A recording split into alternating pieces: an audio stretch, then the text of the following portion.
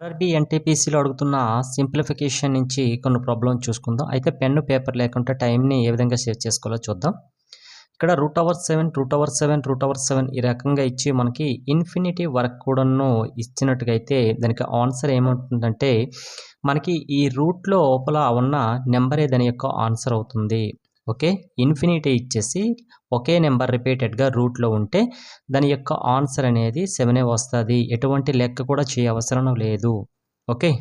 చూడండి ఇక్కడ ఇన్ఫినిటీ ఉంటే మాత్రమే లోపల 7 వెయ్యాలి. మనకి ఈ రకంగా √7 అనేది ఇచ్చి ఇన్ఫినిటీ ఉంటే మనకి లోపల ఉన్న నెంబరే ఆన్సర్ అవుతుందని చెప్పాము. అయితే ఇక్కడ ఇన్ఫినిటీ లేదు. ఇక్కడ వరకు క్లోజ్ చేస్తారు. అయితే దీని యొక్క ఆన్సర్ ఏంటనేసి మనకి ఇవ్వడం జరిగింది. ఓకే. దీన్ని ఏ రకంగా రాసుకుంటామంటే ఈ లోపల ఉన్న నెంబర్ ఏదో ఫస్ట్ మనం వేసేసుకోవాలి. లోపల ఉన్న నెంబర్ ఏది 7 ఉంది. దీనిపైన మనం పవర్‌లో ఏం రాయాలి చూడండి, ఇక్కడ న్యూమరేటర్‌లో ఏది రాయాలి, డినామినేటర్‌లో ఏది రాయాలి అనే విషయం చూద్దాం. అయితే ఇక్కడ ఎన్ని రూట్‌లోనే లెక్క పెట్టాలి. 1, 2, 3, 4, 5 రూట్స్ ఉన్నాయి. దీన్ని ఏ రకంగా రాసుకోవచ్చు అంటే 2 పవర్ ఎన్ని ఉన్నాయి, 5 రూట్స్ ఉన్నాయి కాబట్టి 2 పవర్ 5 వేసేసుకుందాం. ఓకే. ఇందులో నుంచి -1 చేద్దాం. 2 పవర్ 5 అంటే ఎంత మనకి, √5 అంటే 32 వస్తుంది. -1 చేస్తే మనకి ఎంత వస్తుంది, 31 అని వస్తుంది. అది మనం ఏం చేస్తాము, న్యూమరేటర్లో 31 వేస్తాం. డినామినేటర్లో ఏమి వేస్తామంటే 32 అనేది వేసేస్తాం. ఓకే. అంటే ఈ డినామినేటర్లో ఉన్న దాని నుంచి ఒకటి చేస్తే న్యూమరేటర్ వాల్యూ వస్తుంది. ఆ విధంగా మనం ఆన్సర్ చేయొచ్చు ఇది. అయితే దీనికి ఒక ఫార్ములా ఉంది. 2 పవర్ n - 1/2 పవర్ n అనేది ఫార్ములా ఉంటుంది. ఇక్కడ n అంటే నెంబర్ ఆఫ్ రూట్స్ ఎన్ని ఉన్నాయో అన్ని వేసుకోవాలి. నెంబర్ ఆఫ్ రూట్స్ ఎన్ని ఉన్నాయి, 5 రూట్స్ ఉన్నాయి. బై 1 అని చేసి 2 పవర్ 5 అంటే 2 పవర్ 5 అనేది రకం రాసుకోవచ్చు. 2 పవర్ n అంటే 2 పవర్ 5. ఓకే. దాన్నే మనం ఏం చేస్తాము, 32 - 1/32 వస్తుంది. అంటే 31/32 అనేది మనకు ఆన్సర్ వచ్చింది. ఓకే. ఇది ఫార్ములా, కానీ మనం షార్ట్కట్లో ఇది చేసేసుకోవచ్చు. ఓకే. √12 ఇచ్చి ఇన్ఫినిటీ వరకు ఇస్తే దాని ఆన్సర్ ఏంటో మనకు ఐడెంటిఫై చేయాలి. అయితే ఈ రకంగా ఇచ్చేటప్పుడు ఈ 12 ఉంది కదా, ఇది దీని యొక్క మల్టిపుల్స్ రాసేసుకోవాలి.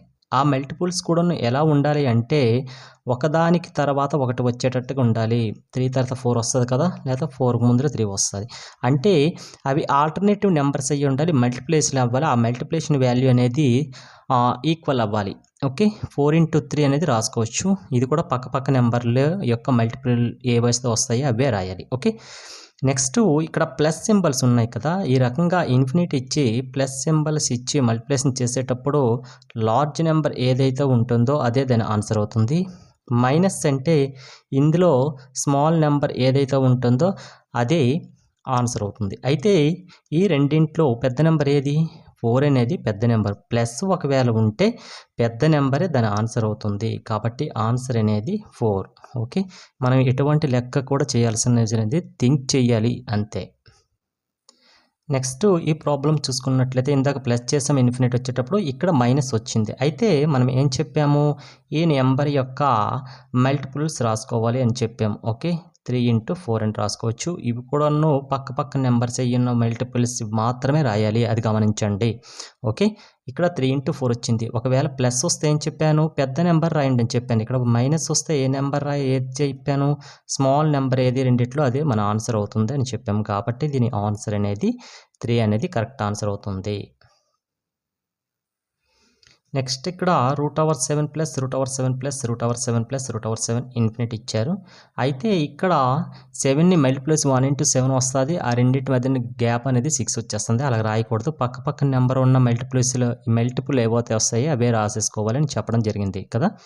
అయితే ఈ రకంగా వచ్చేటప్పుడు ఏం చేయాలి అంటే దీనికి ఒక ఫార్ములా అయితే ఉంది. ఇది కంపల్సరీగా అయితే గుర్తుపెట్టేసుకోవాలి. ఓకే. ఏంటి ఆ ఫార్ములా అంటే 4a + 1/2 ± 1. ఓకే. ±1. ప్లస్ ఎప్పుడు చెప్పాను, ఇక్కడ ప్లస్లు వస్తే +1 చేయండి. ఇక్కడ ఒకవేళ మైనస్ వస్తే -1 చేయండి. ఓకే. అయితే ఇక్కడ ఏ అంటే ఏంటి? ఈ లోపల ఉన్న వాల్యూసే ఏ అవుతాయి. అది గుర్తుపెట్టేసుకోవాలి. ఓకే. ఇప్పుడు మనం చూసుకుంటే √4a అంటే ఎంత? ఏ అంటే ఎంత చెప్పాము? 7 లోపల ఉంది. ప్లస్ 1/2 ఇక్కడ ప్లస్ 1 చేయాలి. ఎందుకంటే ప్లస్ సింబల్స్ ఉన్నాయి కాబట్టి ప్లస్ 1 చేద్దాం. ఓకే. ఇప్పుడు 7 4 జా ఎంత? 28 ప్లస్ 1/2 ఓకే. ప్లస్ 1 ఇక్కడ 28 ప్లస్ 1 ఎంత? √29/2 ఇక్కడ ప్లస్ 1 ఉంది కాబట్టి ప్లస్ 1 అనేది ఆ రకంగా రాసుకోవచ్చు. ఓకే. దీని ఆన్సర్ అనేది ఎంత మనకి? √29/2 ప్లస్ 1 అనేది దాని యొక్క ఆన్సర్ అవుతుంది.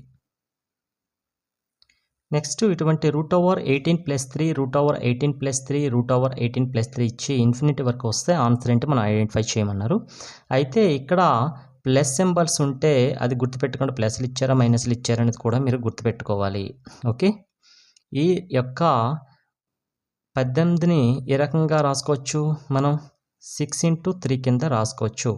6×3 ఎంత? 18 వచ్చింది. నెక్స్ట్ ఈ 3 వాల్యూ ఉంది కదా, ఈ రెండింటిని కూడా మైనస్ చేస్తే ఆ వాల్యూ రావాలి కంపల్సరీగా. 6 3 జా 18 వచ్చింది. అలాగే 6 - 3 = 3 రావాలి. అప్పుడు మాత్రమే ఈ టెక్నిక్ అప్లై చేయగలం. అన్నిటికీ ఈ టెక్నిక్ అనేది ఒకే విధంగా ఉండదు. అది గుర్తుపెట్టేసుకోండి కొన్ని సందర్భాల్లో. ఓకే. కాబట్టి ఇక్కడ ప్లస్ సింబల్ ఉంది కాబట్టి ప్లస్ ఉంటే మనం ఏం చెప్పాము? బిగ్ నెంబర్ ఏదైతే ఉంటుందో అదే దాని ఆన్సర్ అవుతుందన్నారు.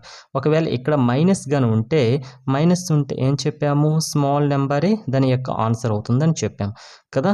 కాబట్టి ఇక్కడ ప్లస్ ఇచ్చాడు కాబట్టి 6×18లో పెద్ద నెంబర్ ఏది? 6 అనేది పెద్ద నెంబర్ కాబట్టి ప్లస్ ఉంది కాబట్టి దాని యొక్క ఆన్సర్ అనేది 6 అవుతుంది. ఓకే. Thank you.